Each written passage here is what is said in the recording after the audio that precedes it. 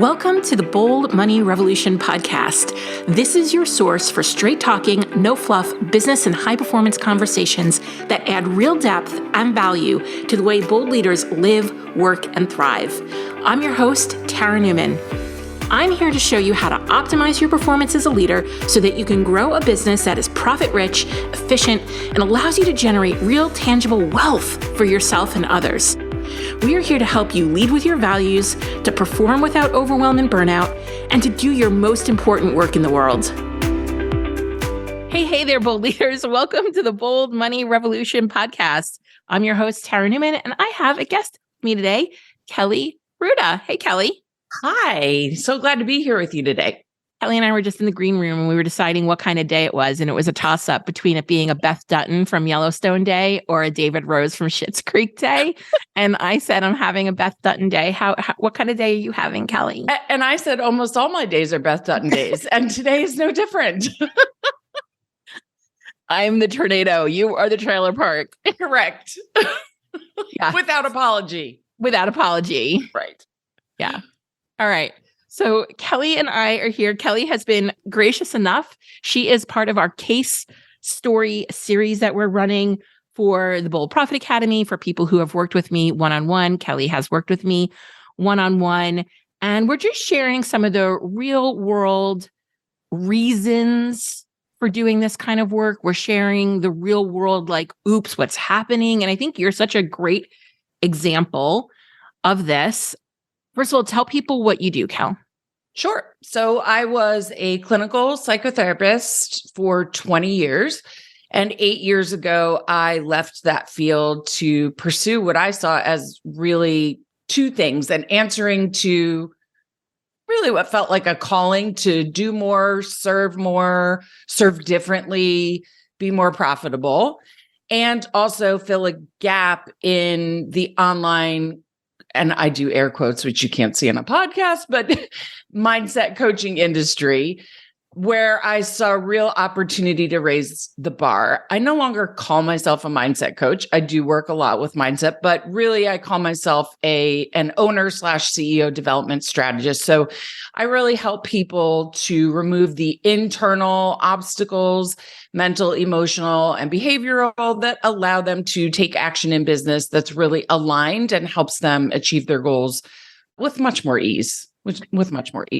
Yeah. So this isn't the first time Kelly's been on the podcast. So I just want to share that as well. And we'll link to her other episode in the show notes. And you probably want to check it out. It was a great episode about things like mindset and the online business space and things like that. So, Kelly, you had some real challenges that were beyond your control. And I really love your story because and you can correct me if I'm wrong, but when you came to me to start working together, you're someone who has been dealing with chronic illness for years. Yes. You have recently been hit incredibly hard with your health. And you, were pretty much like at a dead stop in terms of like revenue generating activity in your business for probably about 6 months because you were dealing with your health. So you really needed to take a step back from the just natural push of business. You are absolutely an expert, as you just shared with us. You have a lot of experience in running your own business. How long have you been in business? This is my third business. This year marks year 8 for this business. I had 2 private psychotherapy practices prior to that. But this is my first time in this sort of foray. Yeah. Okay, great. Right. So I like to point that out because I work with people in the spectrum of where they are in the stage of business they are, but they're always experts and they always have deep experience from multiple places. They're not one step aheaders is what I say. They're not newbies. And Kelly's results were what I would consider atypical. So this is definitely one of those episodes that you're going to listen to where you're going to hear some atypical results, but very typical for somebody who had some of the things that Kelly had in place, like 8 years of business under her belt, deep level of experience, years of consistent marketing and action taking, but just hit a blip. Hit a blip. So why don't you share with us where you were prior to deciding to work with me? I really appreciate you calling that a blip. I know it doesn't feel like one to you, but it is. I promise, friend. It's a blip. It felt more like a speeding freight train that ran into a cement wall. But honestly, just for brevity's sake, in 2015, which was also the year I started this business, of course, I was diagnosed with an illness called ME/CFS, which is myalgic encephalomyelitis and chronic fatigue syndrome. It came after a very nasty bout with the Epstein-Barr virus, which also causes mono. And it took about a year for me to get properly diagnosed. It is very severe. It is very widespread all over the world. And it has huge mental, psychological, and economic impacts across the world. So I've been dealing with that and managing it the best that I can for, about 8 years now, 7 years when I started working with you. Ups and downs, blips here and there, but really was managing it okay. And then the life-changing event that we all know as COVID showed up. And despite my best efforts, basically staying at home all the time, I practically wrapped myself in bubble wrap. I'm not going to joke about it. I really didn't go anywhere. I didn't do anything. I ended up early on in the pandemic with the original strain of COVID. I was bedridden for 6 weeks. I was actively ill for 10 months. I got somewhat better and struggled with my health, and then got COVID again, unfortunately. So it was July of 2020, and then I got COVID again in July of 2022. And that's when things really hit the fan, because I just couldn't function the way I was functioning before. And when I say that, what I mean is I was actively involved in the cycling of live launching. I have a wonderful team. My team was bigger at the time because that was necessary to support that kind of marketing and selling cycle. I had some really good outcomes with that, but my energy and my bandwidth simply could not handle that kind of activity anymore. And I needed to find a way to continue to serve at an expert level, did not want to take a significant hit in my revenue or profit, because it's not about what you make, it's about what you keep. And I know you say that all the time. So I just want to reflect that back. That was my line of thinking as well. And if I can just be really vulnerable and honest, Tara, I was frightened, because not just because of what was happening with my health, but obviously I contribute significantly financially to our family's well-being, our family's lifestyle.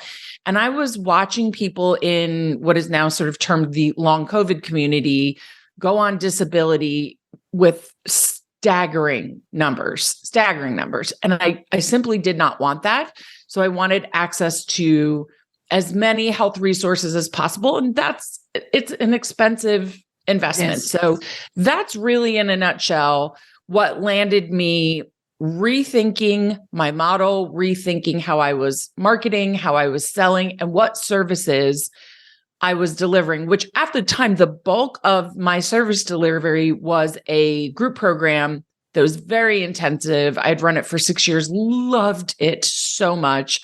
The results were excellent. Filling it was very challenging. So that's how I landed in front of you.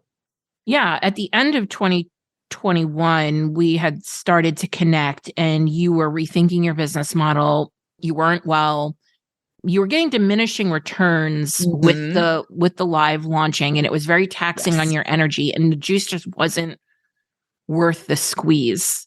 Yes. Is what I remember kind of happening. And, I think I knew that you were probably going to wind up shifting to more one-on-one work, because I truly believe that when you do one-on-one work with the right people, it's an easier on your energy business model You don't have to stay there. You can evolve from that, or you can stay there, but it's not this catastrophe of burnout that Facebook ads makes it seem. And at the same time, you were really wrapping your head around making that decision because of your past experience as a therapist.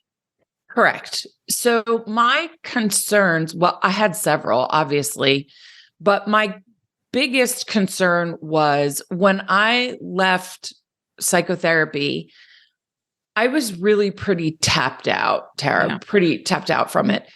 I had done it a long time. It was very fulfilling work. It was very enjoyable work, but also because I practiced in the United States, the American insurance model makes it very, very draining for you to run a profitable practice. So I really had reservations about returning to a one-on-one model, not because I thought, oh, that's a failure, I'm going backwards. It really was concerning for me because I was so physically unwell. Would this make it worse is really a better way of putting it. I took some time. I went to the beach, which is where I reconnect with myself the best. And it became very clear to me that one-on-one, even though I still had more of these intellectual concerns about working that way, that would be the best way to go. But I also knew I needed support in making that change and in simplifying, how am I going to do this? So for those of your listeners who are familiar with the Kolbe, I'm a 9 quick start. I'm almost as quick starty as you get. So I really wanted to take fast action, but not burn the candle at both ends and not burn myself out. That was really the, how do I do this? You know, I think you've had underlying friction around that I think everyone could really, but I think so many women could really relate to this, that there's this level of ambition and there's this level of drive and wanting to accomplish, at a pace that feels like now. Mm-hmm.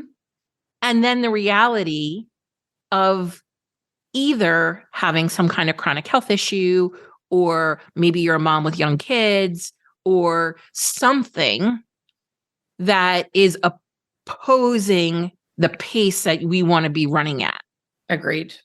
And that can just be a life event. It could be a loss, a divorce, a move. It doesn't have to be this, hugely traumatic thing like a chronic illness, but it can be life showing up and simply interrupting your plans in an inconvenient way. Yeah. So a lot of times I talk to people and they're about maybe joining the Will Profit Academy, and it's like timing. And it's like, right. Yes, I know life is happening. Life always happens. The timing is never going to be okay, which is why I'm a big believer in, finding strategies and a way to build a business that is easy on your energy, because at some point we will all need this to be easy on our energy. So why not just run a business that is easy on your energy, and then you're already there? Like, life is always happening. Right. I don't think we realize how much life happens. And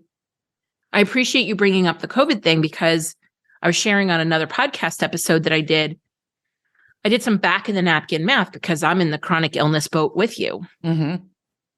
And I too have had COVID, and so has my family. And when I did the back of the napkin math, the 3 of us getting sick 3 times in 2022 took us out for at least 18 weeks. Mm-hmm.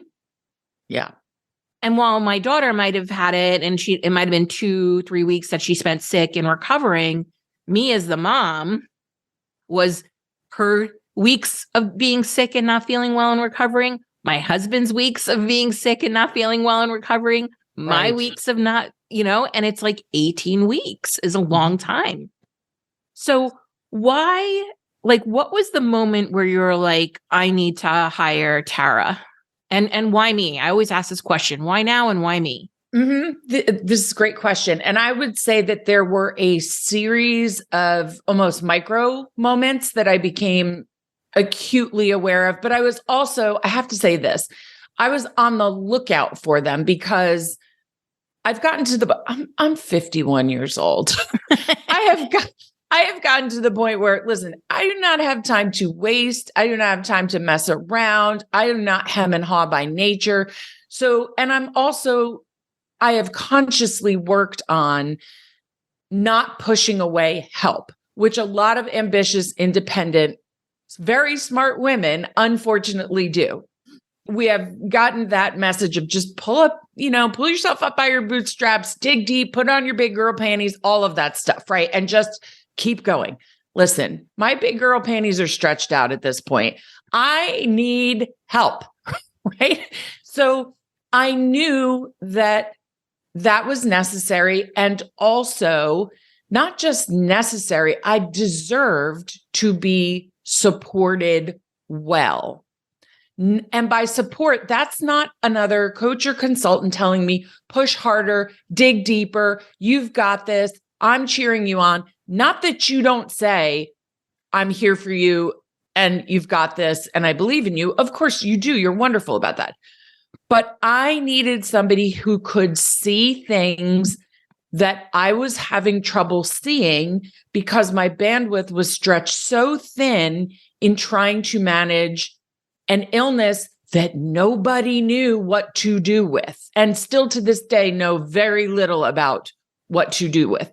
So that needed to be my priority, and I needed a partner.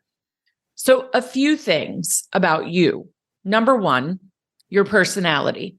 I appreciate and respect, probably because we're both from the Northeast, but I appreciate and respect directness. I don't have time for dancing around. No time for that. Just tell it like it is.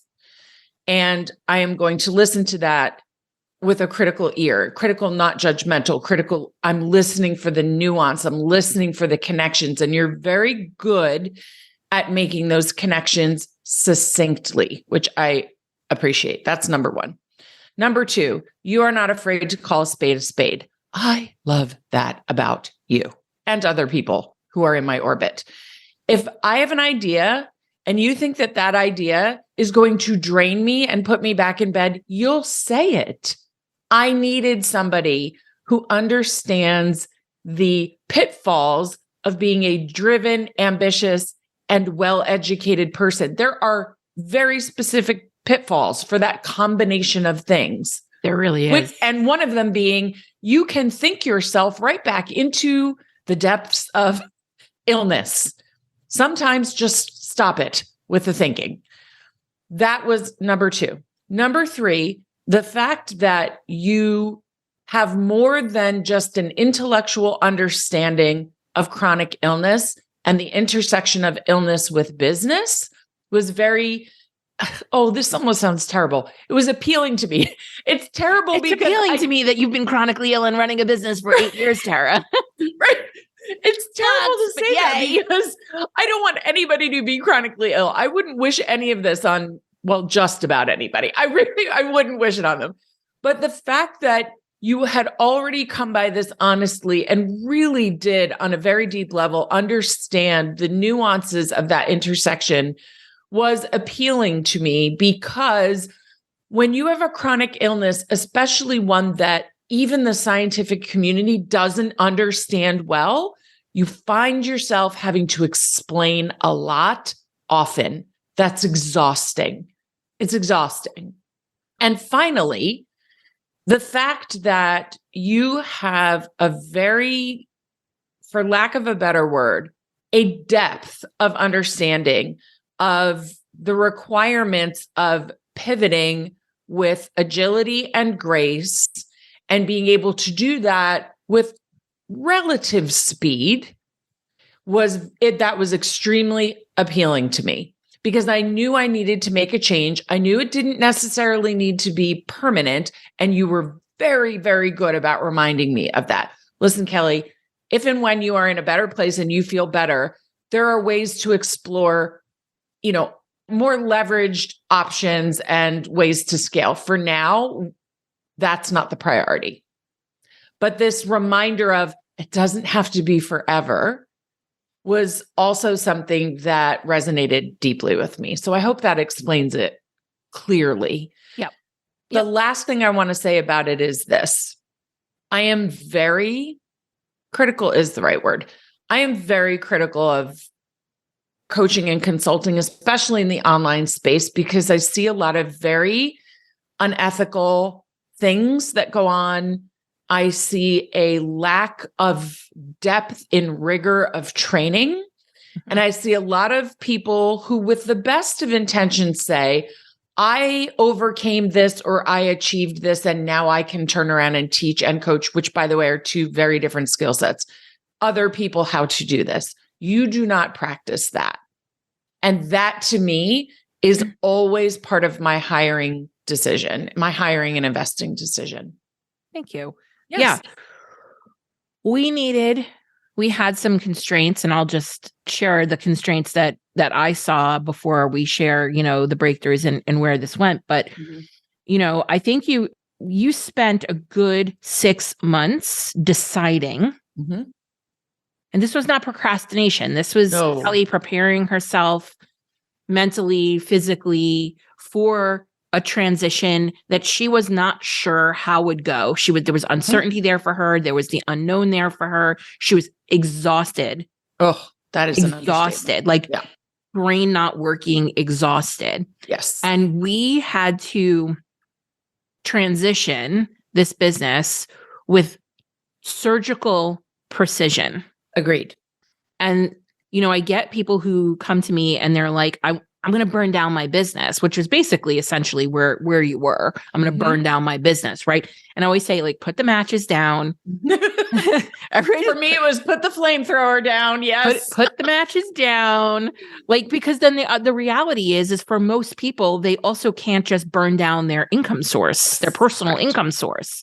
So there is a level of surgical precision that needs to happen to ensure that income is still coming in while we're shifting. And so we had to find something that was going to we had to create a business model that was going to be easier on your energy, take into account that you do not like marketing.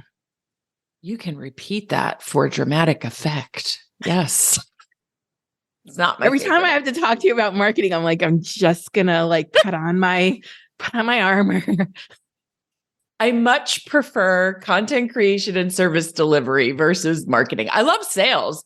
It's just marketing. And by the way, in all fairness, that is just leftover indoctrination from clinical social work training. That's really all that is. That's really all. Well, I think, you're very indicative of most experts who either believe they suck at marketing or they just don't like it. And it's very frustrating for them to see the teeny boppers on the internets looking like they're crushing it and out marketing them. But you honestly do not need to market to sell. You can make sales without marketing. And most people are likely hyperventilating and hyperfixated on marketing as a way to avoid the fact that they need to get uncomfortable and sell. That is the one piece where I would say that made it a little bit easier for us because I really enjoy sales calls. It made it a lot easier. Yeah. So we had to take into account that you don't love marketing, that you had inconsistent energy and health issues. Very. We never knew if you were going to wake up one morning and just need to be in bed. Yes. And that happened many, many times where it was I am in bed all day, maybe with the exception of one call that could not be rescheduled. Yeah. And you had reservations about going back to one-on-one. You were making some hard trade-offs. Yes. You were frustrated that you wanted to be going at a certain pace and you're mentally wanting to go at a certain pace and you're physically not able to go at that pace. Very and so frustrating. We had these constraints and we did an intensive. And why don't you talk about the intensive, the breakthroughs that you've had or the breakthrough that you had or whatever you want to share about that experience? Because the result was bananas. So for me, and I think it's really important for the listeners, that saying, know thyself.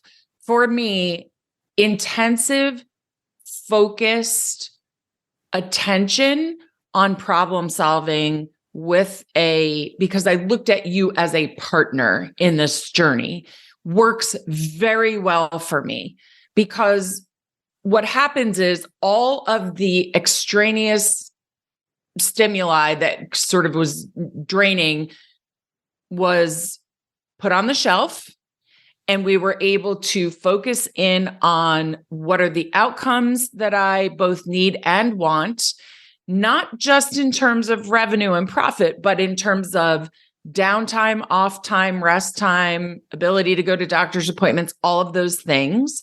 But also I have an utter unwillingness to compromise the level of service I give to people. So we were able to hone in on a plan that did one thing that above all the other outcomes was the most important. And that was, it calmed my nervous system down. It calmed my nervous system down. Now, I could talk about. Why do you think it calmed your nervous system down? I think because part of my COVID experience is severe brain fog. And for me, thinking is something I not only really enjoy doing, it's something that feeds my work. But I was having a lot of trouble thinking. And so you came in and helped identify, of course, we always work on goals, values, those sorts of things. So the plan was based in those things. But after that, I didn't have to think as hard. You made it so simple. We made it really simple. Right. And my brain, because my brain was having my actual brain was having difficulty, right? Not just my mind. My brain was inflamed and having difficulty, which made my nervous system just go on overload. So the simplification in the intensive calmed my nervous system and made my brain able to get the rest of me into motion towards an end that was much simpler, a much lighter lift, but also highly profitable. Yeah, I was going to say, it's always my intention, but people like to overcomplicate things. You just physically couldn't. I think you probably tried. Yes. Yes. To overcomplicate it. There was no energy for overcomplicating. I couldn't even finish sentences at that point. So, but the most profitable path to revenue, this was balancing what you were selling with how you were going to deliver that. Mm-hmm. And delivering a group, even though it's one to many, there's complexities there that aren't there with one-on-one. And there's cost there that isn't there with one-on-one, that we were really able to strip out a lot of the cost in delivering to give you more money to take home. So the sales you made were the most profitable sales that you could be making. And, I said to you also, listen, you need to be selling into much larger businesses. Mm-hmm. You need to be supporting a much different level CEO. Mm-hmm. And there's work that you can be doing off the back end of this with teams. Yes. And that's what I ended up doing. So I don't know where you want me to talk about this, but within the first 30 days of the intensive, you got a ridiculous result. I mean, and this is, Kelly's offers are one-on-one. She is selling to a much higher level CEO. Mm-hmm. They're premium offers. Mm-hmm. And you enrolled $70,000. Mm-hmm. I think it was about $70,000 in revenue within 30 days. Mm-hmm. To the point where I was like, shit, I didn't charge enough. I think I might have agreed with you about that. I was like, oh shit. It was mind blowing in that I was highly stressed. I was using all of my tools to stay out of worry and catastrophizing and all of those things. And I think we did it with 1 or 2 emails. Yes. Yes. And a few conversations. and in the way I prefer, which is I really value relationships with people. Yeah. And I want to say, this was the other thing that you helped me sort of tie up a loose end on, which was in the back of my head, I always had a bit of a concern. Am I meant to be serving large swaths of people? And is there something wrong with the fact that I actually don't want to do that? That is leftover social work indoctrination. And when I got into this sort of online world, there was a large marketing push of one to many, many, many, many. Yeah. Not one to many, which I was doing one to, 12 to 20 at a time.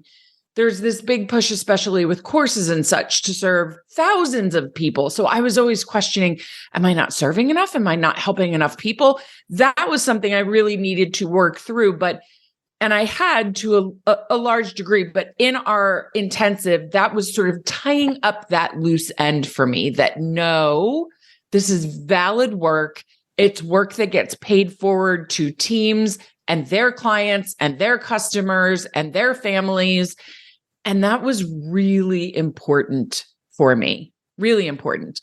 And so we talked about some simple emails, connecting with people who were already in my orbit and calling them in. And the killer thing about this was I didn't realize I was underestimating the desire and need for one-on-one work.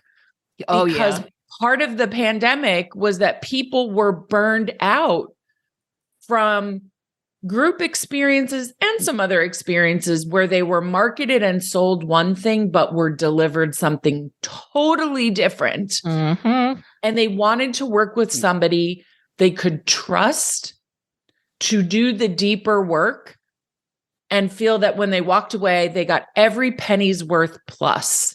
And that is just a commitment I have.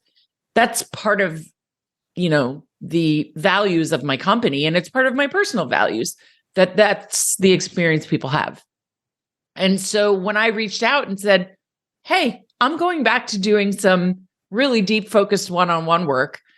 If you sort of fall into this category, just let me know. Is that something you'd be interested in? And boom, it filled so fast. It was so easy because I was clear. I made the ask, and then I had powerful sales conversations. We got really clear on who your core market was too. Yes. And they value experts. They're not looking for the cheapest person in the room. My people are not looking for, the best deal. They want high quality work that is both broad and deep. Yeah. Yeah. And we gave you a strategy that was high touch, that was relational. Yes. Even when you might have been sending an email to thousands, it still was high touch, relational. Absolutely. And felt one-on-one. Mm-hmm. But then you went on, just that one intensive paid itself forward for months. Because what happened was I took on a handful, really, of one-on-one clients. My revenue didn't change at all, but what did change was the amount of output. I stopped live launching altogether. I just didn't do it. I wrapped up my group program. I didn't end it. I wrapped it up. So I saw it through to the end. I honored, my commitments. And then all this time opened up where I was able to rest. I was able to sleep more.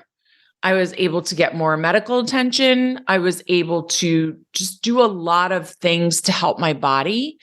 And then when I started to feel a bit better, I had the bandwidth for a second idea delivered on a very small scale. Five, where I'm teaching emotional agility skills to leadership teams. Because what I started to realize was, I work with these owners and CEOs, and then they say, I got so much out of this, but I don't have the bandwidth or skills to teach this to my leadership team, but they really, really need it. And so I developed a 2-day workshop and plus 6 months of coaching program. And I said, I am only selling this to 5 businesses this year. That is it. And 3 of them sold in a blink, to the point that I had to send out an email saying, I'm not selling any more of these until later in the year, because I'm delivering 3 very quickly in rapid succession, and I do not want to burn myself out. So this became very simple. Very simple. And it paid itself into this year, meaning you were able to, with that strategy, book. Because I remember you were like, can I share the number? You could do whatever you want. I pre-sold $104,000 into this year, on top of what you sold last year. I did not charge you enough for that intensive. You did not. Not anywhere near enough. I'm embarrassed. No, don't be embarrassed, because I feel like this is important for you as well, right? It's the reminder that when you connect with the right person who will take action versus sit in resistance to the plan, amazing things will happen. If you're listening to this and you're like, I need an intensive like Kelly had, you better hurry up. I'm raising the rates. Prices are going up, friends. You better take fast action, because I can see it in her face right now. I'm like, the wheels are turning, friends. But it allowed me not only to create this new offer based on a book that came out by a wonderful woman, but I have been teaching this stuff that's in her book for 28 years. Have you ever had that experience where you read a book and you say, this is the book I should have written?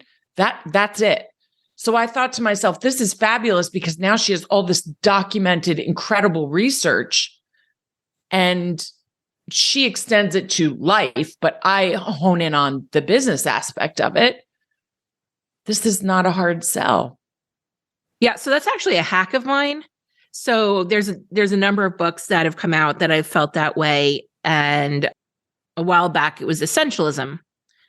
Greg McKeown. Yes. And so I ran a book club, an Essentialism book club, and it was a month, and it was a free opt-in. And then I sold like $60,000 worth of services off the back end of that, helping people implement and become essentialists in their business. It's also one of the primary trainings, or how I do training when I go into more corporate businesses and do learning and development, is I run book clubs. And I pick my favorite books, and we run book clubs, and people pay me to come in and run book clubs. And then we do more leadership development off of that. But what I want to highlight about this is you had done during this time almost no new lead generation activity. Nothing. Correct? I was too sick. I didn't do almost none. I did none. So I do a lot of maximizing past efforts in lead generation. We were maximizing on what I call invisible leads. Yes. People that you thought were cold, that wouldn't buy or whatever. And we were focusing on categorizing your leads: who's hot, who's warm, who's cold. Yes. And you're going and you're upserving the people who are hot leads, who are already buying from you, who love you, who trust you, who want more from you. And we're upserving them with that team offer here. So there is, I'm watching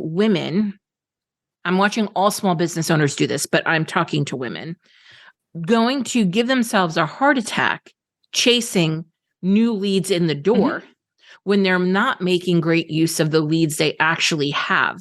Correct. And you have no business doing any more lead generation if you don't know how to maximize and convert the leads you've already been nurturing to a sale. And the reason why this worked so well for Kelly, I think, is because she had long past made peace with the fact that she needs to sell. Oh, yes. Right. And and worked with somebody, by the way, it wasn't just an internal thing. I had worked with somebody years ago to get past that, because when you're a therapist, it's really an anti-sell mentality. So I had to do some very focused, concentrated work, because that's a skill that I had not acquired in my past career. So I invested early on in this business to learn how to do that properly and with confidence. Yeah. Because a lot of women are making it harder on themselves than it needs yes. to be. Oh, yes. With lead it's generation. Not that complicated. It is really not. To avoid doing the uncomfortable thing of selling. Yes. Yes. And just a reminder, selling is two parts like all other things. It's the skill of selling, the strategy, the skill, the tactics, but it's also the internal work to remove your resistance to doing those things. And you have to do both if you want this to be something. Now it's not just something that I go, oh, I have a sales call. I'm excited. I looked at my calendar this morning and I have sales calls this week. I'm thrilled. I can't wait to talk to these people about this. That is not where I started, by the way, 8 years ago, just to be honest. The most important thing when selling is emotional intelligence, and women are remarkably emotional, intelligent beings. So yes. We are born for this, ladies. Yes. We are built for this. We are built for it. Absolutely. So where are you now? How are you feeling now? I feel great. Well, that's a loaded question. We're probably 7 to 8 months post your intensive. Mm-hmm. So I feel really good. A couple of things have happened. Number one, I have had the space to nerd out on some long COVID research. I read a lot of it critically. Fortunately, I have the ability to read research because of my education. So I've spent a good amount of time reading because the long COVID clinic I was referred to, they cannot take new patients and they have absolutely no idea when they will be able to take new patients. So I'm sort of sitting in a holding pattern, which I'm not okay with. Point being, there are some off-label things being done that I've been willing to try, and I have very fortunately seen some excellent improvement in my symptoms, which is incredibly exciting. And because of that, I have a little more bandwidth to be creative, think of next steps. What are other things I may want to put together or offer? Take a look at the untapped assets in my business. And that to me is just much more, it's just fun. It's fun. Whereas several months ago, even when we were talking, I was saying, Tara, we better come up with an exit plan stat because I don't know what's going to happen to me. It was very, very scary. I still don't know what's going to happen to me, by the way. Nobody does, but I feel much more settled. I feel a lot calmer. I've been able to invest more into my health and healing, which is so important right now. My income and my profit have not seen a blip. I stopped live launching. I stopped the majority of my marketing efforts. I changed my team. I have really tightened my margins. And so my profit has not changed. It might have increased. It probably did. To be quite honest with you. And still had every dollar to pay my taxes without a blink, with really zero worries. We were able to take a vacation out of the country at the end of the year. We've been able to do a lot more things, which I didn't know if I was going to either physically or financially be able to do those things. Mm-hmm. I have had to, again, as I mentioned, put a break on selling one of my offers because 3 of the 5 went out the door, 1, 2, 3. And I still have a pipeline of one-on-one conversations that are happening and sales calls that are being booked and referrals that are coming in, which is so wonderful. Yep. I still only work 4 days a week. I do not work Fridays. You'd have to pay me a whole heck of a lot of money to work on a Friday. And I'm just doing so much better in so many ways. That is not to say that long COVID isn't a horrible thing. I don't want to downplay it. I am not completely well or healthy. What I am able to do is function at the highest capacity of what this illness allows right now, with a lot of hope for my future that will expand and that I don't have to hustle. I don't have to struggle. I don't have to go push through marketing efforts that make me sicker. Oh my gosh. I remember listening to you talk about that, like, because this was all kind of falling, coming down the pike, like at the end of 2021, where you were just outputting so much energy to nurture. And I don't know, some of this live launching stuff feels like a lot of proving energy to me, but like, like nurture, and then like not getting what felt like a fair and equitable exchange on the energy and the effort of my team. Also, I want to add, because it wasn't just me. I had a larger team at the time to support live launching, and they were incredibly frustrated with how live launching was not, and we were doing it very well, executing it very well, but the returns were really diminishing over the beginning of, or say the end of 2019 to the end of 2021. The landscape changed drastically. And so my team was exhausted as well, and they weren't getting the returns. It was a very difficult time, difficult time for multiple reasons. Yeah. And you put a big investment into that. Very big investment. So there's like time, energy, content development, and then the cost of having the investment into the team and training the team up to be able to execute that particular strategy really well. Yeah. And there's loss and there's grieving that happens when you let that go. Oh, absolutely. Absolutely. I had 2 team members who had to leave because of COVID, and they had to stay home and homeschool their little ones. They both cried when they resigned. And then I let go my director of operations, and we both cried. And it wasn't because she wasn't doing a great job. It was, when you pivot your business model, sometimes there just isn't a need for a particular position anymore. So it's very, very difficult, but it was also, and she even said to me, this is 100% the right thing for you to do. And I support you immensely in your decision, which is, these are the kinds of people I hire. They're wonderful, but it was still painful. Yeah. So hard. Yeah. The other thing that's really standing out to me just about your experience, and there's so much of that for me here as well with my health issues, is it takes time and space and money to heal. And I see so many women who want to take care of themselves in that way, who want to develop themselves, even if it's just a matter of like learning something or working with a specific coach, or, getting a handle on their health and nutrition. And it costs money. It does. And so we are faced with, okay, we have to go make the money so we can spend the money that will help us get well or do the things. And that can feel really hard and challenging, especially if you're not well, especially if you're frustrated. Maybe you feel like you don't have the money to invest to go and make the money. So then it's a weird cycle is what I'm saying.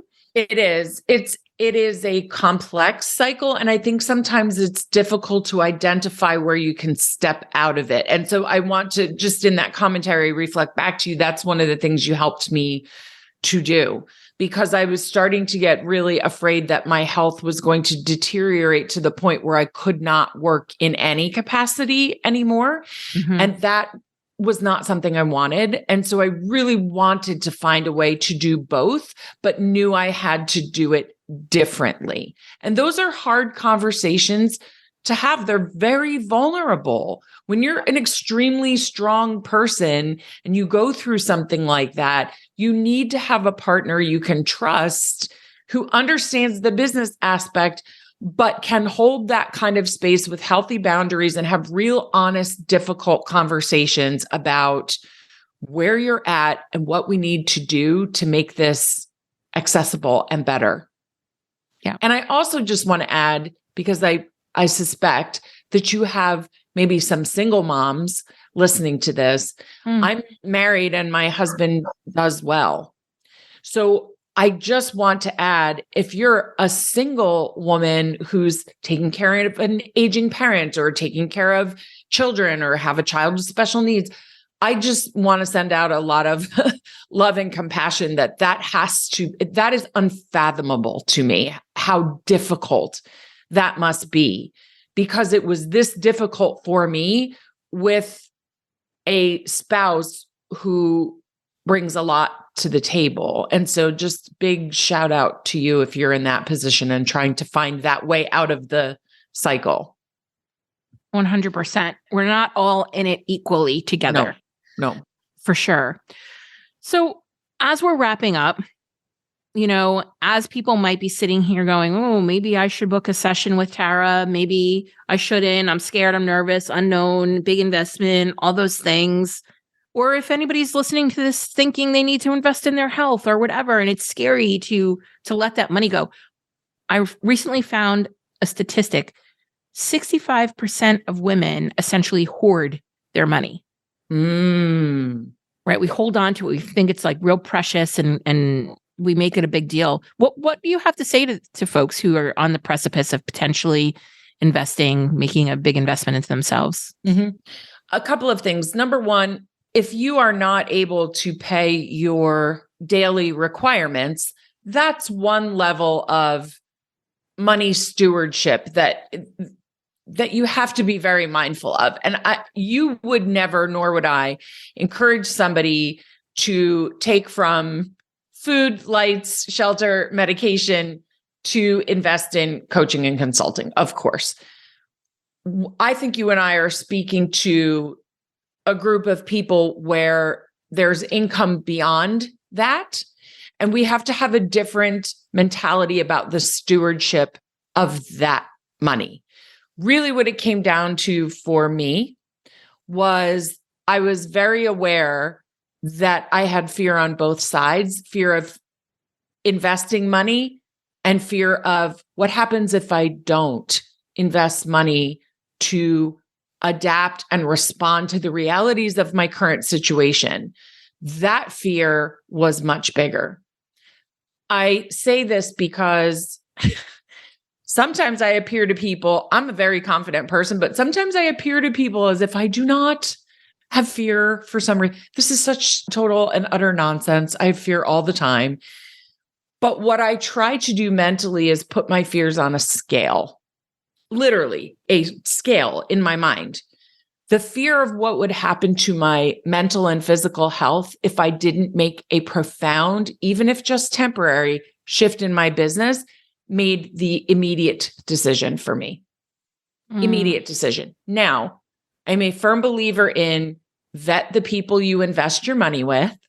And so if you're listening to this podcast, you're already going through the vetting process. If you're on the fence, book the call, because Tara's not going to pull any of these nonsense tactics. Buy now or it's going up 450,000% in the next 24. And she doesn't do any of these shenanigans. And I am a very discerning buyer investor. A, because I can sniff out BS from 76 miles away, because I'm a therapist, was a therapist for so long. B, because I have PTSD. And when you have PTSD, you have a good sniffer. And also because I've invested, well over $100,000 in business services. So I feel like my savviness around investing has gotten better and better. If you take no action, do not think that things will stay the same. That's not how it works. When you take no action, the thing you're struggling with often gets worse over time. It doesn't stay the same over time. And this is a mistake I see people make in assessment of a situation. And it's very common. So I'm not trying to judge you for it. I'm just saying, don't fool yourself. Don't fool yourself. This is so true. Thank you. That was actually really great. I would not add anything to it. I think that there are people who are going to need to go back and listen to that a few times because that was spot on. Spot on. So for people who are listening to this and we're like, we like that Kelly gal, where could they, we like that Kelly girl, where can they find you? The easiest places to find me are my website's under construction at the time of recording this. So I would say the easiest way to reach out with me, and yes, I answer my own DMs. I don't have somebody acting as me. So if you DM me on Facebook or Instagram, you will hear back from me, or you can shoot me an email, info@kellyruta.com. And my assistant forwards them to me and you hear back directly from me.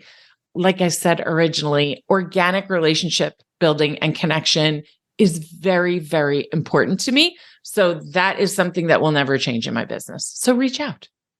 I'm like tickled. I'm like, I love my clients who are like, there's no website right now. There's nothing. Just like find me on and just say, hey, like, I love it.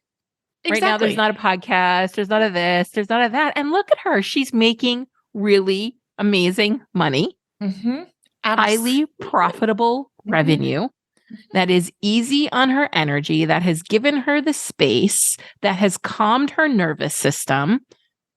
Chef's kiss to that, Kelly. Absolutely. And I know that I've thanked you privately a bazillion times and will continue to do so. But it's important that I thank you publicly because gratitude is very important to me, but also the expert in me honors the expert in you. And that's really important for people to hear. When you hire Tara and work with Tara, you get expertise. You're not getting a certification. You're getting a person who really takes pride in knowing what the heck she's doing and is constantly challenging herself to know better, but then take that knowledge and do better because knowing better isn't enough. She always challenges herself to take that knowledge and then implement it in a way that is more valuable to the receivers of it. So that is the highest compliment I could pay you, honestly. I feel very seen right now. Thanks, Kelly. Oh, you're welcome. Thanks for coming on. Thanks for having me. I appreciate it. Of course. Trying to figure out how you're feeling about your business right now? If so, you're not alone. Is your relationship status set to it's complicated? But also very unwilling to go back and get that 9 to 5 because you're watching your colleagues drown in a sea of boundaryless work hours with a complete lack of autonomy. And if you haven't noticed lately, the American workforce has had it. So let's make sure if you're considering getting a job, it's because it's an intentional choice and not because you're feeling like you've overcomplicated this small business thing. If you're not paying yourself properly, you're constantly in a state of worry about revenue, and you feel like somehow you're failing at this online business thing because it seems like everyone else around you is printing money, listen up. This is for you. You are an expert, and it's time that you get paid like one. Welcome to the Bold Profit Academy, the only system your business needs to get you paid like the expert you are. We are focused on 4 core areas you really need to build a sustainable business and not work all the time. We're talking easy on your energy. We will teach you. Here are the 4 things we're going to teach you. We're going to teach you how to create a gold star lead generation process so that you're always able to find leads that want to talk to you and become paying clients. Understand buyer psychology, why people buy. What do they actually need so you can clearly communicate what differentiates you in the noisy marketplace? Align your sales process with your values and strengths so you gain confidence, the confidence you need to create predictable revenue. Understand how money works so you can profit in any economy year over year. I'm Tara Newman, and I am a business growth strategist, Profit First certified consultant, high performance coach, investor, and long-term wealth building money nerd. After over 25 years in business, working both for large organizations and building my own, I'm supporting small business owners to make the targeted shifts that allow them to turn their businesses into wealth creation machines. You have paid your dues and then some, I'm sure of it. So now it's time to secure your financial independence. To check out the Bold Profit Academy and get onto the waitlist to join, go to theboldleadershiprevolution.com/ strategist.com/academy, and maybe you'll be one of the many women celebrating their successes on our next Friday call. If you found this podcast valuable, help us develop more bold leaders in the world by sharing this episode with your friends, colleagues, and other bold leaders. Also, if you haven't done so already, please leave a review. I consider reviews like podcast currency, and it's the one thing you can do to help us out here at the Bold Leadership Revolution HQ. We would be so grateful for it. Special thanks goes to Stacey Harris from Uncommonly More, who is the producer and editor of this podcast. Go check them out for all your digital marketing and content creation needs. Be sure to tune into the next episode to help you embrace your ambition and leave the grind behind.